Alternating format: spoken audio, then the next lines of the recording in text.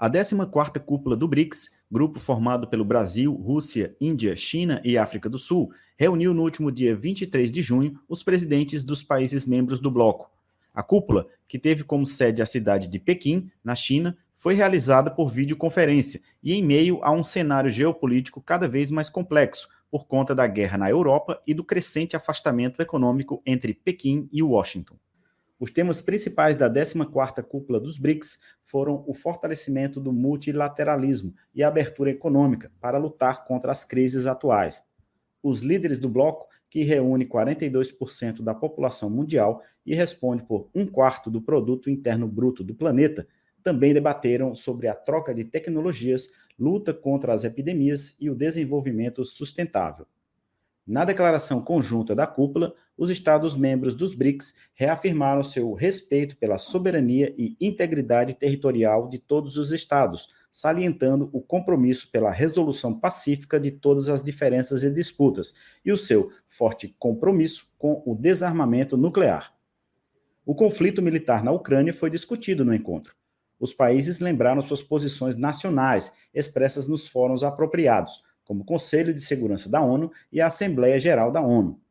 Na declaração da cúpula, os países disseram apoiar as conversações entre a Rússia e a Ucrânia, além das preocupações sobre a situação humanitária dentro e ao redor da Ucrânia. Nas relações comerciais, os líderes apresentaram os BRICS como uma alternativa para relançar a economia global. Neste contexto, a cooperação entre moedas foi destaque na cúpula.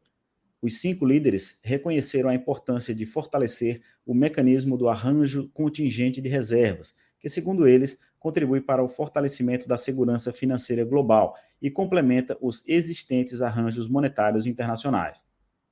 Em relação à segurança alimentar e ao avanço da fome no mundo, os BRICS assinalaram que seus estados produzem cerca de 1/3 de todos os alimentos no mundo e destacaram a importância estratégica dos insumos agrícolas, como os fertilizantes, para assegurar a segurança alimentar global. Sobre o combate à pandemia da Covid-19, os líderes do BRICS enfatizaram a necessidade da criação de um sistema de avisos prévios para riscos de epidemias e salientaram que os Estados-membros devem estar melhor preparados para futuras emergências na área da saúde. Na presidência temporária do BRICS, o presidente da China, Xi Jinping, afirmou que a cúpula ocorre em um momento crucial, que pode determinar para onde irá a sociedade humana.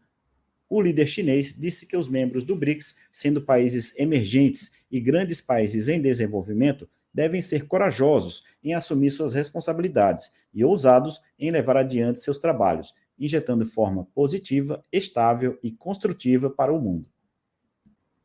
A diretora do Instituto Diplomacia para a Democracia, Amanda Arumi, avaliou o discurso do presidente Xi Jinping. Bom, a China tem um discurso muito centrado na responsabilidade de conduzir o mundo no cenário de crise. Então, ela chama os parceiros dos BRICS para essa responsabilidade de construir uma nova perspectiva. É importante também destacar o posicionamento da China muito alinhado ao posicionamento da Rússia, que condena as sanções criadas pelo Ocidente contra a Rússia devido ao conflito da Ucrânia. Então, essa interpretação da China de que as sanções contra a Rússia significam uma guerra econômica também é a sinalização de um alinhamento político profundo entre a China e a Rússia. Então, o novo tom político que a gente consegue enxergar nos BRICS é que esse grupo, esse espaço, está sendo utilizado para colocar um conteúdo político que interpreta os Estados Unidos como um país egoísta e que tem tomado decisões unilaterais num cenário de crise, e que a responsabilidade dos membros dos BRICS seria de propor novas reformas, novas estruturas para conduzir melhor esse cenário da crise. E esse caminho seria o multilateralismo. Em seu discurso na cúpula do BRICS, o presidente da Rússia, Vladimir Putin, defendeu uma cooperação maior para enfrentar o que chamou de agressões egoístas dos países ocidentais, numa referência às sanções contra a Rússia pela ação militar na Ucrânia. Putin disse o seguinte: apenas com base em uma cooperação honesta e vantajosa para todos, poderemos encontrar uma saída para esta situação de crise que afeta a economia mundial devido às ações egoístas e imprudentes de alguns países, disse o presidente russo durante a cúpula virtual no encontro do BRICS. Vladimir Putin acusou ainda o Ocidente de, abre aspas, usar mecanismos financeiros para responsabilizar todos por seus próprios erros na política macroeconômica, fecha aspas. O presidente russo disse também, para que os países do BRICS assumam um papel de liderança, hoje é mais necessário do que nunca elaborar uma política unificadora e positiva, a fim de criar um sistema verdadeiramente multipolar. Já o presidente do Brasil, Jair Bolsonaro, não citou o conflito militar na Ucrânia e usou sua fala para defender mudanças em organismos internacionais, entre os quais o Conselho de Segurança das Nações Unidas, um antigo desejo do governo brasileiro. O peso crescente das economias emergentes e em desenvolvimento deve ter a devida e merecida representação, disse o presidente Jair Bolsonaro. Bolsonaro declarou também que é preciso estar atento para que o exercício diplomático siga sempre com foco no objetivo maior de produzir prosperidade e paz. Para Amanda Arumi, apesar da polarização global provocada pela guerra na Ucrânia, o Brasil tem diante de si um cenário favorável de crescimento junto ao BRICS, especialmente em relação à corrida tecnológica.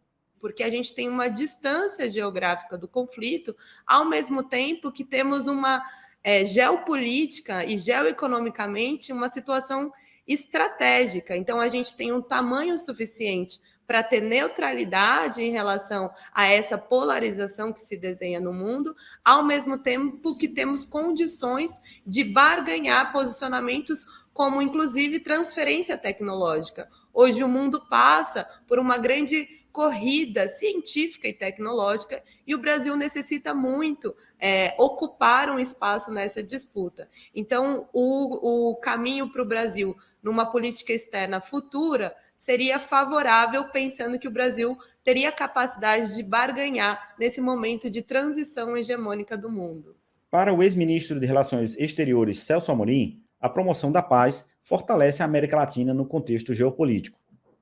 Aliás, quanto mais integrados na América do Sul, quanto mais pacífica a nossa região, mais forte nós nos tornamos no mundo.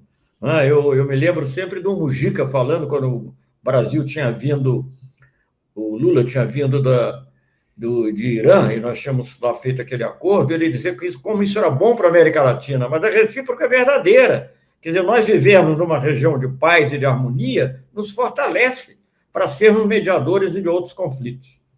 E o BRICS pode receber novos Estados-membros.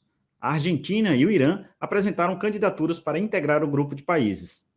Participando do encontro como convidado da China, o presidente da Argentina, Alberto Fernandes, defendeu a criação de mecanismos de cooperação que possam representar uma alternativa às instituições ostensivamente privadas e administradas pelo Ocidente.